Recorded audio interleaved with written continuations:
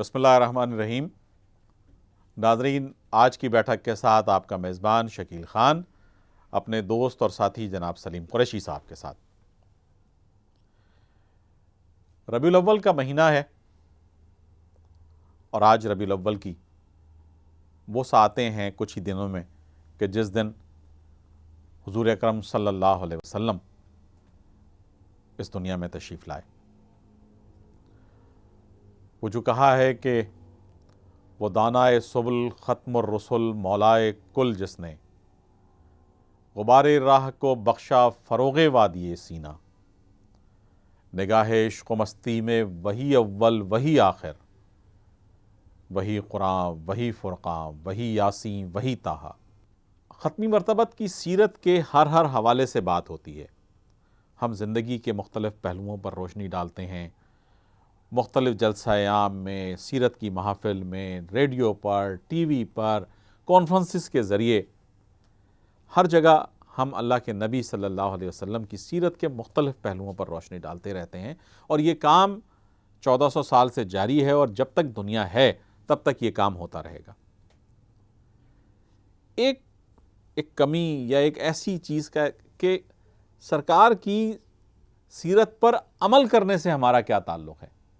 ہم اس پر کبھی عمل کرنے کی بھی بات کرتے ہیں کہ ہم پوری دنیا میں ہم کوشش یہ کرتے ہیں، اور یہ بھی ایمان کا تقاضا ہے کہ اللہ کے نبی کے حوالے سے کسی طرح کی بھی کوئی بات اگر ہم غلط سنتے ہیں تو ہمارے خون کھول جاتے ہیں، ہم جان دینے پر آمادہ ہو جاتے ہیں، ہم ان لوگوں کو برباد کر دینا چاہتے ہیں اور ان کو برباد ہونا ہی ان کا مقدر ہے۔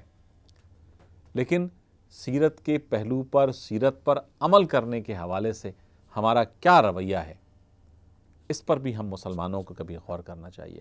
سلیم بھائی، کیا کوئی غلط بات تو نہیں کہی میں؟ نہیں، آپ نے ٹھیک کہا، بلکہ میں تو ابتدا یوں کروں گا کہ موضوع ایسا ہے جی کہ لفظ جب تک وضو نہیں کرتے، واہ واہ واہ واہ واہ واہ، لفظ جب تک وضو نہیں کرتے ہم تیری گفتگو نہیں کرتے۔ سبحان اللہ سبحان اللہ سبحان اللہ۔ تو ذکر اس ذات کا اللہ بہت ساری رحمتیں آپ صلی اللہ علیہ وسلم پہ نازل فرمائے۔ بے شک بے شک۔ دیکھیں، میں تو یہ آپ نے جب کہا ہے کہ جہاں تک تعلق ہے اس بات کا کہ ہم سیرت پہ کتنا عمل کرتے ہیں، یہ ہماری کمی اور کوتاہی بالکل اپنی جگہ ہے، اس سے انکار نہیں۔ لیکن یہ جو ایک لنگر ہے جس سے پوری امت بندھی ہوئی ہے، یہ اپنی جگہ ایک بہت بڑی قوت ہے۔ سب سے بڑی قوت میں تو سمجھتا ہوں میں یہ کہتا ہوں کہ کوئی آدمی کتنا ہی گناہ گار ہے، جی اس کے اعمال کیسے ہی ہیں، جی، لیکن آپ صلی اللہ علیہ وسلم کے لیے وہ جان دینے کے لیے تیار ہے۔ بے شک بالکل جان دینے کے لیے تیار ہے، اور یہی کرنا چاہیے اس کو۔ تو اس چیز کی ہمیں تحسین کرنی چاہیے۔ بالکل، اس چیز یہ نہیں کی کہہ سکتے کہ جی ہم دیکھیں اعمال تو ہمارے ظاہر ہے، سب کے اعمال سب کو پتہ ہے، اپنے نفس کے بارے میں سب سے بہتر ہم خود جانتے ہیں۔ تو یہ جو قوت ہے، بہرحال اسی سے ہمارے مخالف وہ خائف ہیں، اور ان کا اصل نشانہ یہی قوت ہے۔ یہ تو ہم دیکھ رہے ہیں، ہاں، اور پچھلے کئی سالوں سے تو ہم مستقل دیکھ رہے ہیں۔ اسی قوت کو وہ ہمارے دلوں سے نکالنا چاہتے ہیں، لیکن میرے خیال میں وہ کبھی بھی قیامت تک بھی کامیاب نہیں ہوگا۔ انشاءاللہ وہ تو بار بار کر کے دیکھ چکے ہیں کہ ہر مرتبہ ایک نئی مطلب جوش اور نئے جذبے کے ساتھ وہ قوت سامنے آتی ہے، اور ان طبقات میں بھی، مطلب میں تو بعض اوقات بڑا، دیکھیے ہم اور آپ تو ان لوگوں سے تعلق رکھتے ہیں کہ جو اللہ پر کامل یقین رکھتے ہیں، اس کے نبی پر کامل یقین رکھتے ہیں، اس کی کتابوں پر، اور ہم اس کو مانتے ہیں۔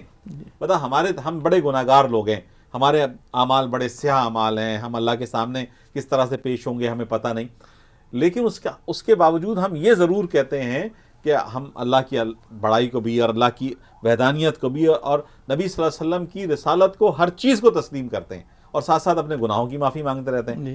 لیکن بعض لوگ ایسے ہیں نا کہ جو دنیا کے بہت سارے معاملات میں ہمیں بڑے لبرل نظر آتے ہیں، جی، بہت مطلب یہ کہ نہیں جی ٹھیک ہے، دین جو ہے وہ ذاتی معاملہ ہے، یہ ہے، لیکن اس لنگر کے معاملے پر آ کر وہ بھی متفق ہو جاتے ہیں۔ بالکل بالکل، جس نے کلمہ پڑھا ہوا ہے نا تو وہ اس لنگر سے بندھا ہوا ہے، وہ بالکل بندھا ہوا ہے، سمجھے جی؟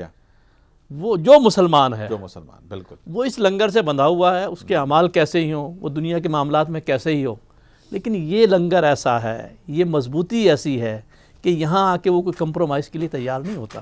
میں بڑا حیران ہوتا ہوں بعض اوقات کہ بار بار مطلب اب تو آپ دیکھیں نا کہ ہم اگر اس بات پر بھی گفتگو کریں کہ پچھلے کئی سالوں سے تو ہم اپنی زندگی میں دیکھ رہے ہیں کہ بار بار نبی پاک صلی اللہ علیہ وسلم کی ذات کو چھیڑنے کی کوشش کی جاتی ہے، جی ان کی ذات پر بات کرنے کی کوشش کی جاتی ہے، ان کے حوالوں سے مختلف قسم کی چیزوں کی کوشش کی جاتی ہے کہ جن کو ہم زبان پر لاتے ہوئے بھی ڈرتے ہیں.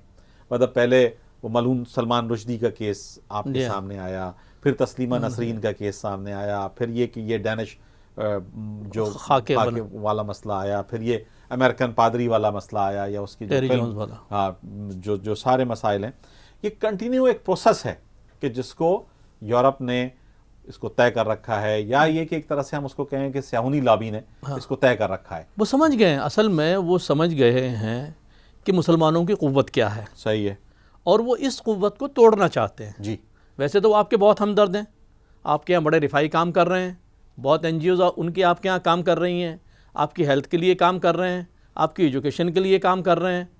ہاں لیکن آپ کے ایمان کو بگاڑنے کے لیے بھی کام کر رہے ہیں. لیکن یہ وہ چیز ہے، انہیں پتا ہے کہ ان سب چیزوں سے یہ ان کو ہم دے دیں یہ ٹھنڈے ہو جائیں گے اور ہمیں دنیا میں جو کچھ بدماشی کرنی ہے وہ کرنے دیں گے. صحیح ہے.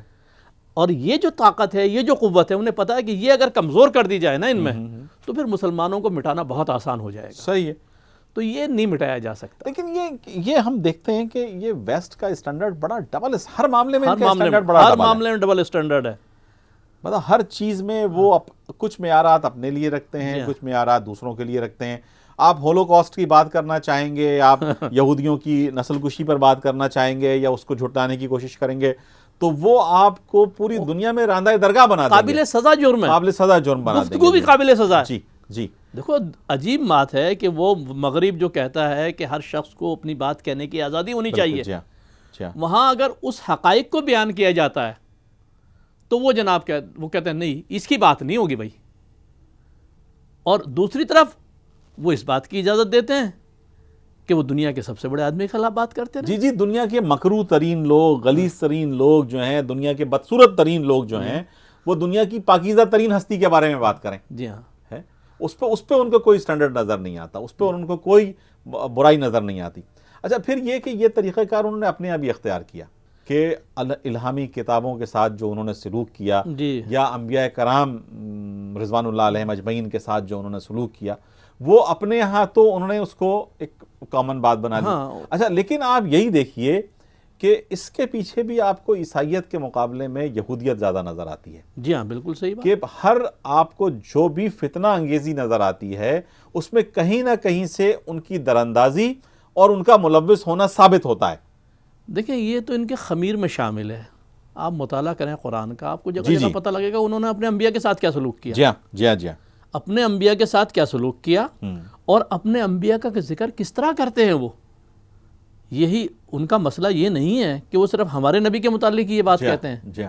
وہ جو ان کے نبی کہلائے جاتے ہیں، یہ جن کو وہ کہتے ہیں کہ جی یہ ہمارے نبی ہیں، ان کا ذکر وہ کس طرح کرتے ہیں.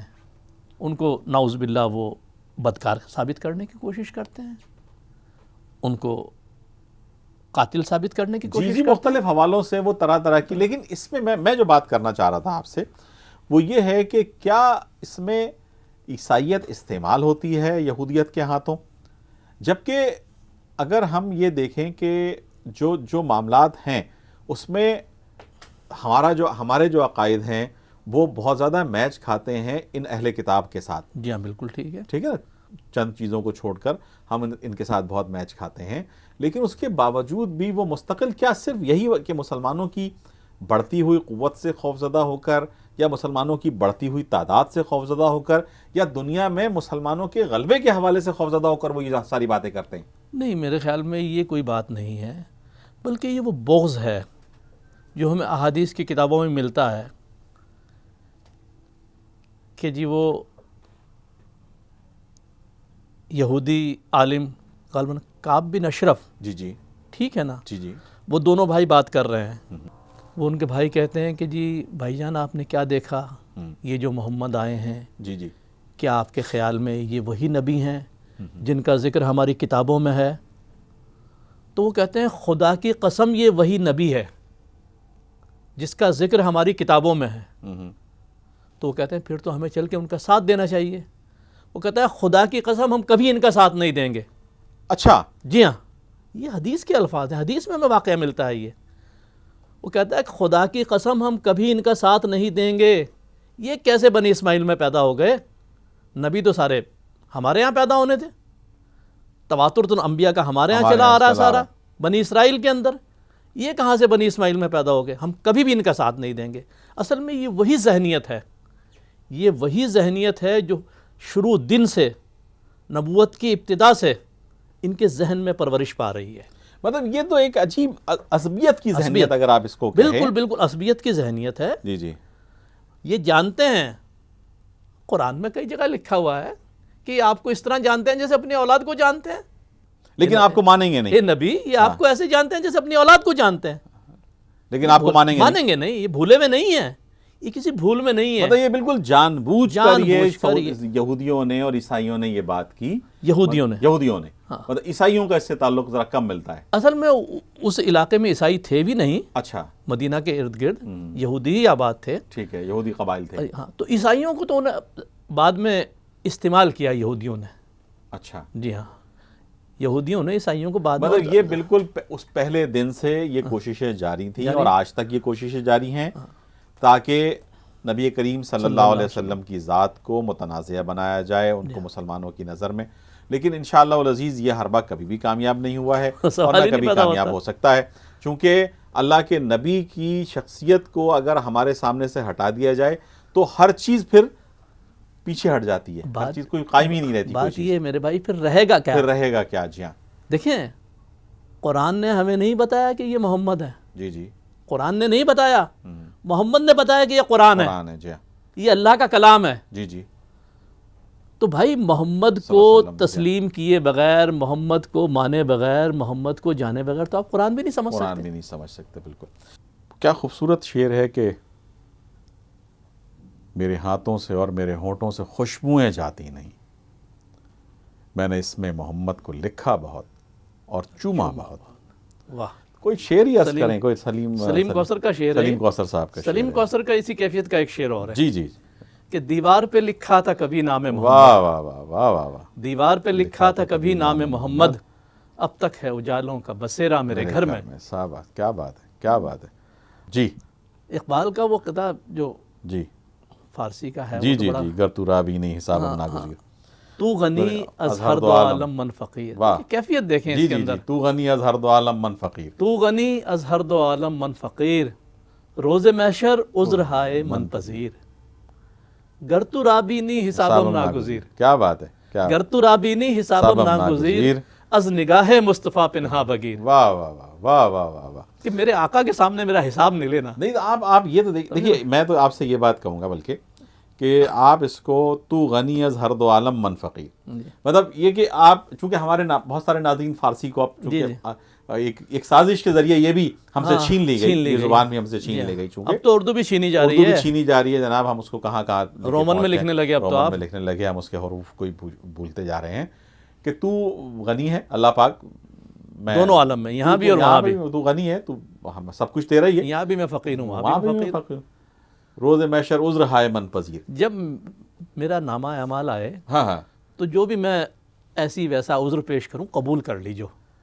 گر تو رابی نہیں حسابم ناگزیر، مطلب یہ جو بات ہے ذرا مطلب اللہ میاں کو کہ ذرا جیسا بھی ویسا بھی ہے، کیوں تو جیسا بھی میں میرا فقیر ہوں تو غنی ہے، میرا پیپر جیسا بھی ہے صاحب، بس یہ 5 نمبر دے کے مجھے پاس کر دیجیے گا، 33 نمبر دے دیجیے گا۔ لیکن اگر واقعی حساب کتاب کرنا بھی ہے، مطلب یہ تیسرا حصہ گر تو رابی نہیں حسابم گر ناگزیر، تو رابی نہیں حسابم ناگزیر، اگر واقعی کوئی ناگزیر مسئلہ ہے کہ کیونکہ سب کا کرے گا تو میرا بھی کرنا ہوگا، صحیح ہے، صحیح، تو میرا نامہ اعمال میرے آقا کے سامنے نہیں کھول رہا، کیا بات ہے صاحب، کیا کہ انہیں تکلیف نہ ہو کہ دیکھو میرے امتی نے کیا اعمال کر کے لے کے آیا ہے، مطلب ادھر سے ایک نظر بچا لیجیے گا، نظر بچا لیجیے گا، مطلب میں از نگاہ مصطفیٰ پنہا بگیر۔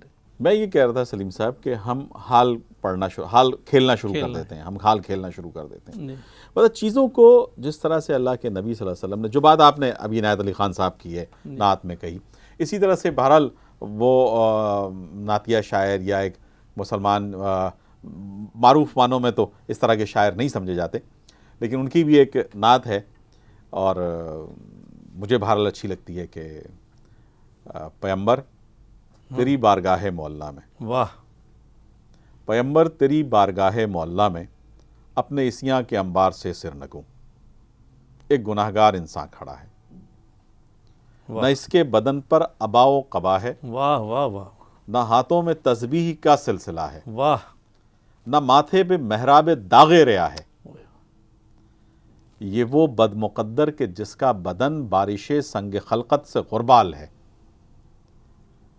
یہ زندہ گڑا ہے، واہ واہ واہ، یہ مجرم ہے ان دائمی سفاک سچائیوں کا کہ جو تو نے اس کاذب جہاں کو عطا کی، یہ مجرم ہے ان بے غرض جرتوں کا جو تو نے ہر ایک ناتواں کو عطا کی۔ پیغمبر تیری بارگاہ معلیٰ میں اپنے عصیاں کے انبار سے سر نگوں، ایک گناہگار انسان کھڑا ہے۔ واہ واہ واہ واہ واہ واہ واہ واہ، تو ہم اس جرت کی بات نہیں کرتے کہ جو عرب کے اس معاشرے میں اللہ کے نبی صلی اللہ علیہ وسلم نے اس معاشرے کے مجبور اور مقہور لوگوں کے دلوں کے اندر ڈال دی۔ انقلاب تو اسی چیز کا نام تھا نا، کہ وہ جو پسا ہوا طبقہ تھا، غلام طبقہ تھا، ان میں حریت پیدا کر دی۔ نہیں، آج ہم وقت کے ابو جہلوں کے ہاتھوں، وقت کے ابو لہبوں کے ہاتھوں ہم مستقل پٹ رہے ہیں، مطلب وہ ابو لہب، وہ ابو جہل ہمیں آج بھی مار رہے ہیں، آج بھی ہمیں دبا رہے ہیں، لیکن وہ حریت فکر ہمیں مطلب ہم نعت پڑھتے ہیں، ہم سرکار کی سیرت سنتے ہیں، لیکن وہ حریت فکر پیدا نہیں ہوتی ہمارے اندر۔ اصل میں یہ صدیوں کا تسلسل ہے، جو ذہنی غلامی کا تسلسل ہے نا ہمارا، یہ ہمیشہ سے ایسا نہیں تھا۔ یہ جو 200 سال کی ہماری غلامی تھی، اس نے ہمارے اندر ایسی نفسیات پیدا کر دی ہیں کہ ہم میں سے حریت ختم ہو گئی ہے۔ اچھا، اس کو کون پیدا کر سکتا ہے؟ اس کو ہمارے علماء بیدار کر سکتے ہیں، اور لیکن بہت معذرت کے ساتھ کہ ہمارے علماء نے ہمیں افیون دینے کا کام اپنے سنبھالا ہوا ہے۔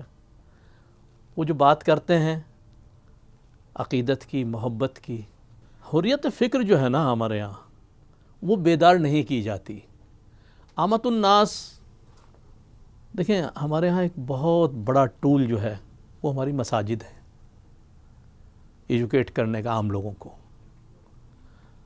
بدقسمتی سے 200 سالہ جو ہماری غلامی رہی ہے، اور اس نے جو ہم میں نفسیات پیدا کر دی ہیں، اور اس کے نتیجے میں جو ہم نے آلات پیدا کیے ہیں، یعنی اپنے علماء پیدا کیے ہیں، انہوں نے دین کا علم لوگوں تک پہنچانے کے بجائے فقہ اور فرقے کا علم پہنچایا، کیونکہ اسی میں ان کی روزی روٹی تھی۔ میں تو کہتا ہوں پیٹ کا علم پہنچایا، اپنے پیٹ کا علم صرف۔ میں نے کہا نا، اسی میں ان کی روزی روٹی تھی۔ جی، گلا تو گھونٹ دیا اہل مدرسہ نے تیرا، کہاں سے آئے صدا لا الہ الا اللہ۔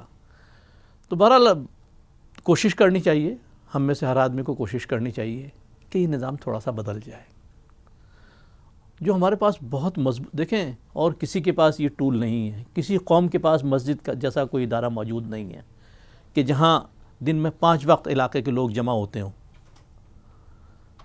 یہ بہت بڑی قوت ہے، لیکن ہم اس کو ضائع کر رہے ہیں، بلکہ یہ الٹا ہم اس سے اپنے آپ کو نقصان پہنچا رہے ہیں۔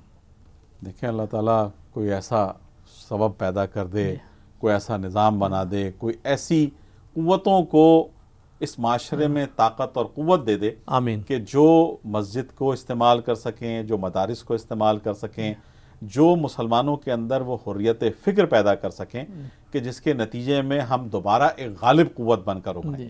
اس لیے کہ دین تو غالب ہونے کے لیے آیا ہے، بے شک، مطلب دین مغلوب ہے ہی نہیں، دین تو غالب ہونے کے لیے آیا ہے، لیکن ہم نے اس کو ہر جگہ مغلوب بنا رکھا ہے۔ جی ہاں، اور اس مغلوبیت کی وجہ یہ ہے کہ آج مسلمان پوری عالم میں مغلوب ہیں۔